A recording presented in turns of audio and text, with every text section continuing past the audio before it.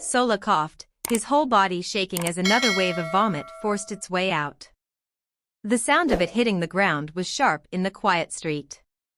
He threw up again. And again. Tund grabbed his shoulder.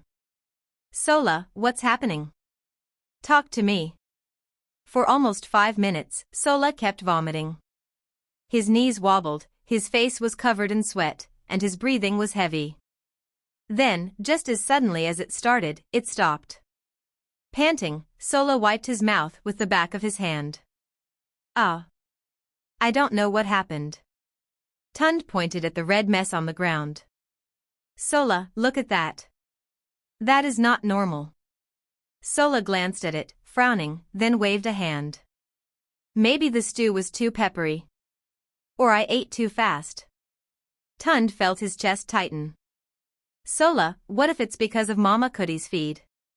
Sola looked up sharply. His face twisted in irritation. Tund, a beg. Don't start again. What is it with you and Mama Cootie? I've been eating her food since primary 1, nothing has ever happened to me. But today something happened. Tund stepped closer. You just vomited red, and you're acting like it's normal. Sola scoffed. I probably drank bad water or something. Stop making everything about Mama Cootie. He adjusted his bag. Let's just go home. I'm fine. Tund stood there, watching his friend walk away like nothing had happened, but he knew that this was just the beginning. In a small town in Nigeria, there was a famous primary school called St. Raphael's Primary School. It was a small school with red walls and a big playground where children laughed and played. Every morning before school started, students from different places gathered together for breakfast at Mama Cootie's stall. She was tall and full of life, and she always wore bright, colorful wrappers. Mama Cootie had a big, friendly smile and a kind voice. She ran a small stall near the entrance of St. Raphael's Primary School, and every day she sold feed for the children. The feed looked warm, tasty, and full of spices, and the children loved it. But deep behind her stall was a small, hidden room. In that room, Mama Cootie kept a large sack filled with live snakes. Instead of using meat or vegetables, Mama Cootie would cut the snakes into small pieces. She would mix these pieces into a thick, red sauce. To the children, this sauce looked like the usual feed they had come to love. Many people in age trusted Mama Cootie. The teachers trusted her, and the parents trusted her. The children would come running at lunchtime, excited for the delicious food. They did not know that Mama Cootie did not always use the normal ingredients in her meals. Nobody suspected a thing. The teachers trusted Mama Cootie because she had been in age for so long. They thought she was just a kind woman who took care of the children by offering them a tasty meal. The students, excited for lunch, only thought about the hot, steamy feed and the friendly voice calling out, "Come, come, have some feed." Among all the children who came to buy feed, there was one boy named Tund.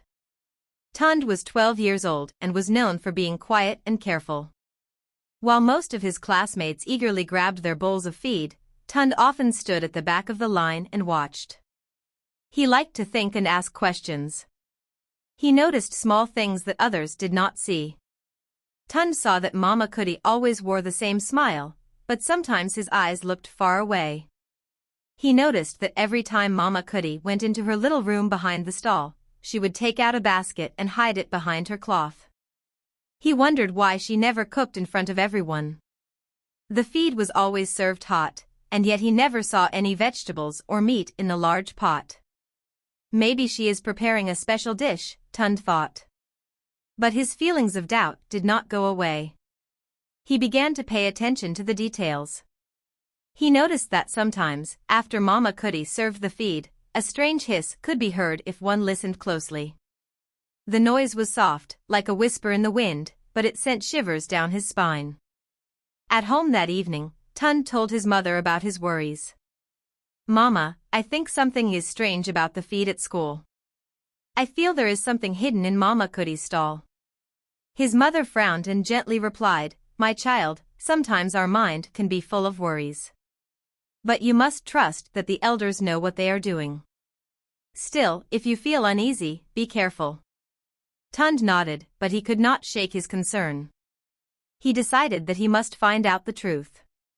The next day at school, Tund's friend Sola noticed that he was not in line at Mama Cooty's stall. "Tund, why did you not come to get your feed today?" Sola asked as they walked together during recess. Tund replied softly, "I do not trust the feed. I think there is something wrong." Sola frowned. "Wrong? But the feed is so good. I have eaten it many times. What can be wrong with it?" Tund's eyes grew serious. "I have seen Mama Cooty do something strange. I saw her hide a basket, and I heard a hiss from the pot. I do not want to risk my health." Sola shook his head and said, "Maybe you are just scared.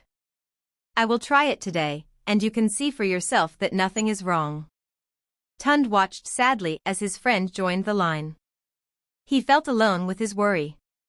He decided that he must be very brave and uncover the secret behind Mama Cooty's feed before more children could be harmed.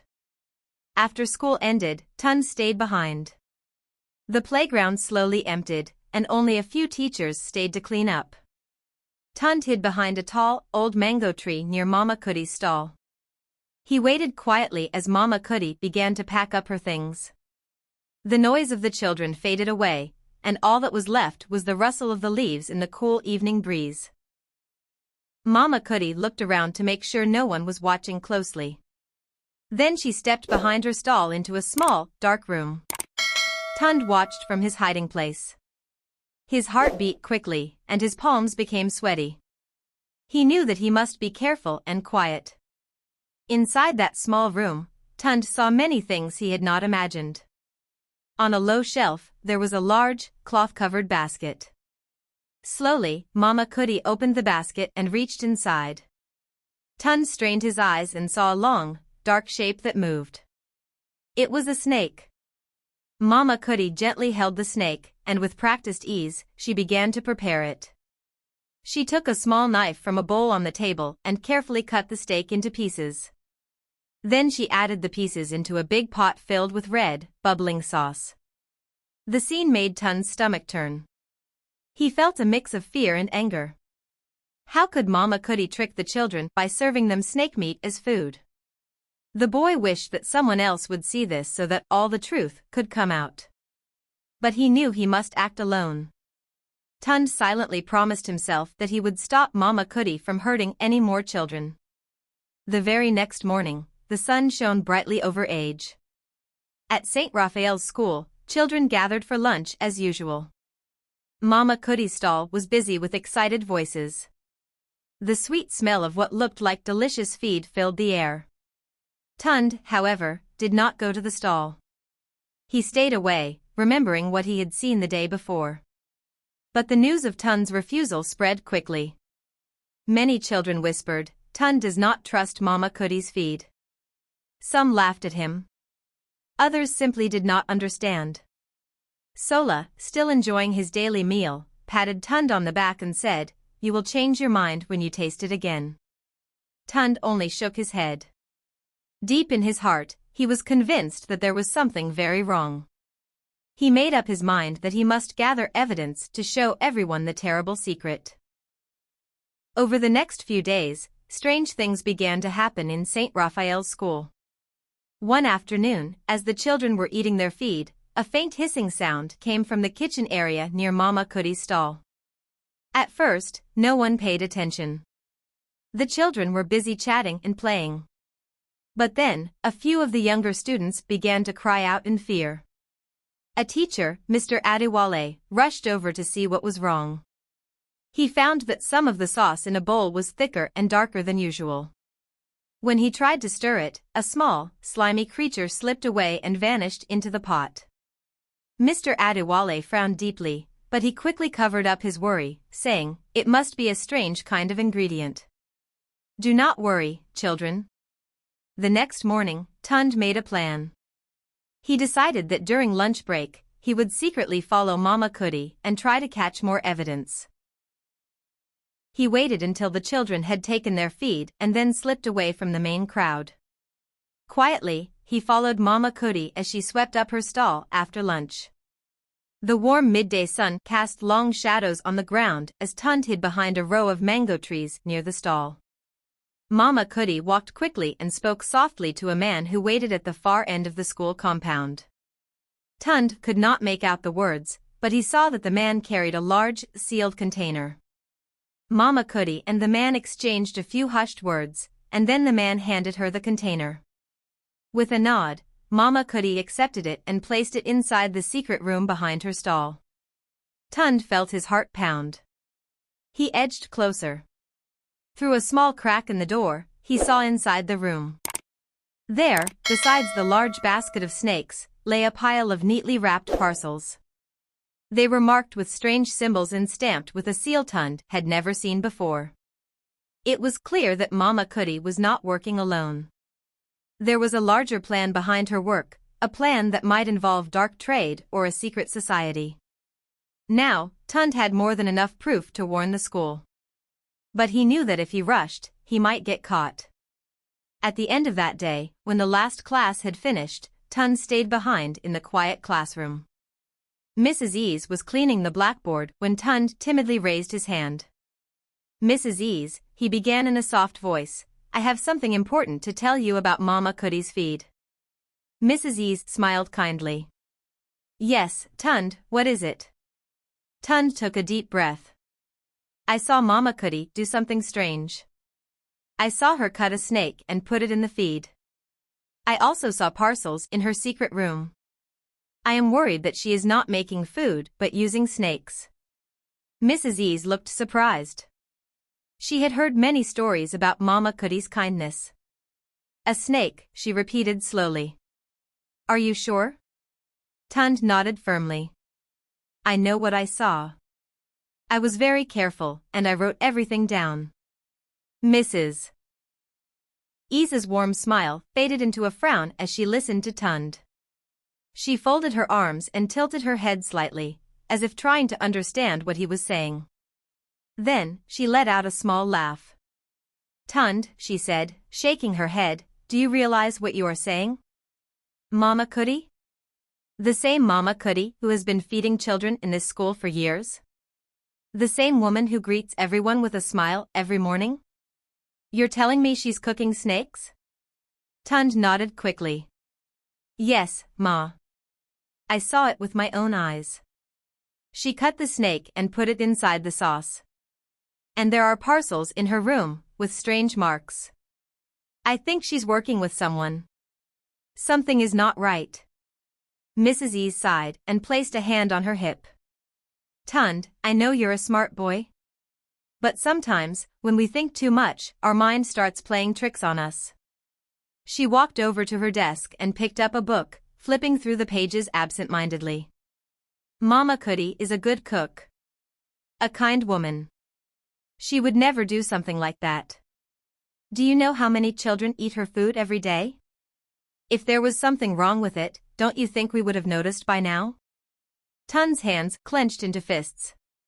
He could feel frustration bubbling inside him. "But, Ma, I'm not lying. Just because people trust her doesn't mean she's innocent. What if she's hiding something? What if people have been eating snake meat without knowing?"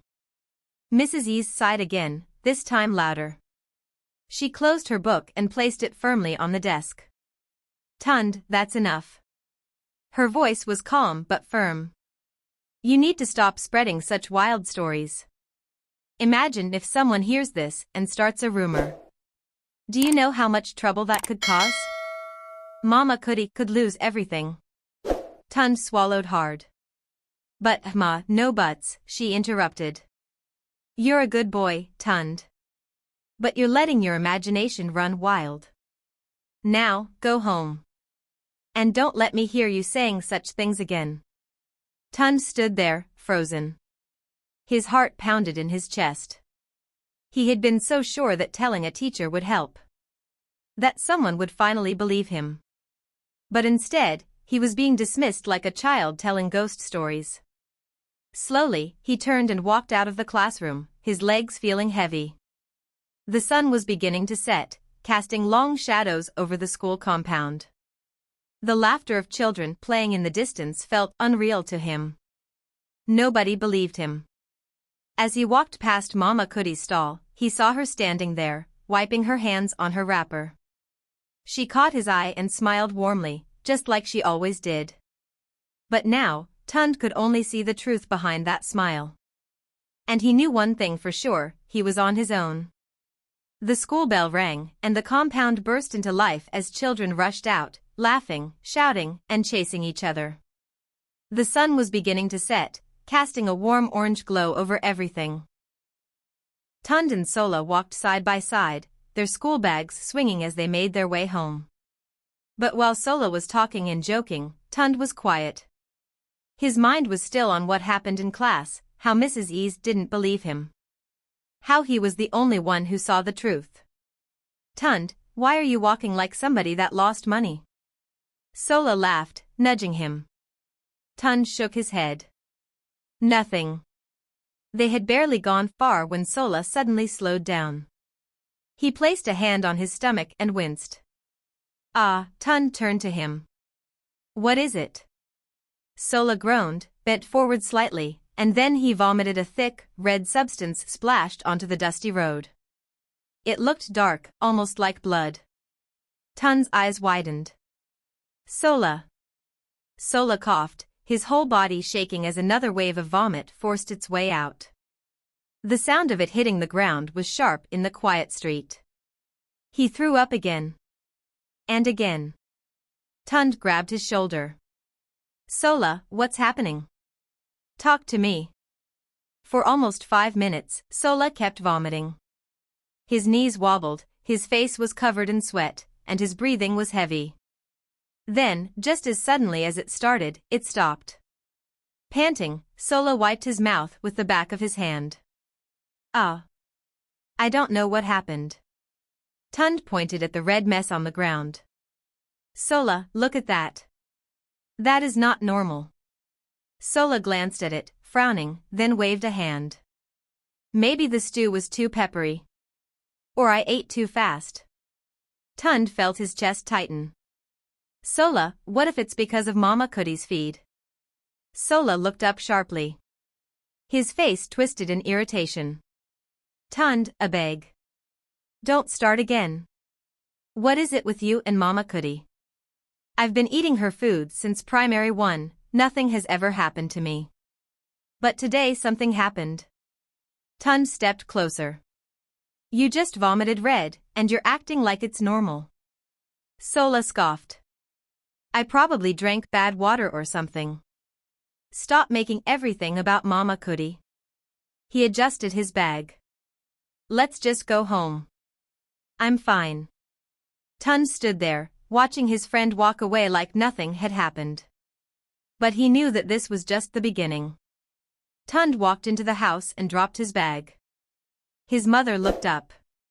"Tund, welcome. How was school?" "Fine," he answered while sitting down. His mother frowned. "What happened?" She asked. "Sola vomited blood today." Tund replied. Her hands froze. "What?" "He vomited blood. A lot." "Jesus. Is he okay? Did they take him to the hospital?" Tund stretched his legs. "Yeah." His mother wiped her hands on her wrapper. "What kind of sickness is that? Did he eat something bad?" Tund shrugged. "Maybe." She stared at him. "Tund, why are you talking like this? Your friend vomited blood, and you're acting like it's nothing." He met her eyes. "Because it is nothing." His mother's face tightened. "Don't talk like that." He stood up. "I'm going to my room." He say. "Tund," she called softly. But he didn't answer. He just walked away and shut the door behind him. The next day at the school, the classroom was quiet, except for the soft whispers of students and the scratching of pencils on paper. The midday sun streamed through the windows, casting long shadows across the wooden desks. Tund sat near the back, his mind elsewhere. He couldn't stop thinking about Sola's strange sickness the day before. His friend seemed fine now, but Tund knew something was wrong. Then, out of nowhere, a sharp gagging sound cut through the silence.